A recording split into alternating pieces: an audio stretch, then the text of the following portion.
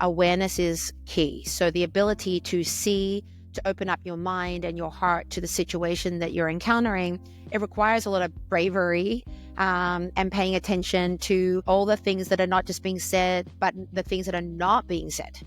So there's a lot of dynamics, particularly when working with a business owner. There's multiple stakeholder groups. There's a lot of complexity. So it's important that though we're leaning in, we also stand back and see the whole of the situation. We need to have a lot of empathy for people and believe that ultimately, this is from Brene Brown, that they're doing their best with what they understand, what they know to be true. So we got to have a lot of forgiveness and compassion for people that are doing their best. They may not have the skills that I have, the experience that I have, but that's why I'm here. And so avoiding judgment is really, really important there. Part of the trust building is that we need to be able to hold that space of empathy without judgment. Otherwise, they won't feel safe to be themselves and ask stupid questions or make mistakes.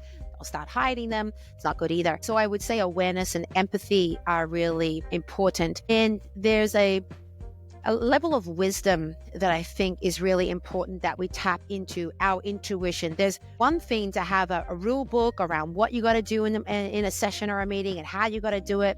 But I would say that we need to give ourselves some credit, that those of us who've been coaching for a while, even a little while, we have wisdom in us that we can tap into to help see the future and anticipate the opportunities or the risks of certain pathways. So part of our role in being a coach is also safeguarding interests. So tapping into that wisdom is key. All of this requires an extraordinary amount of human energy in us to be able to show up in the work in these types of ways.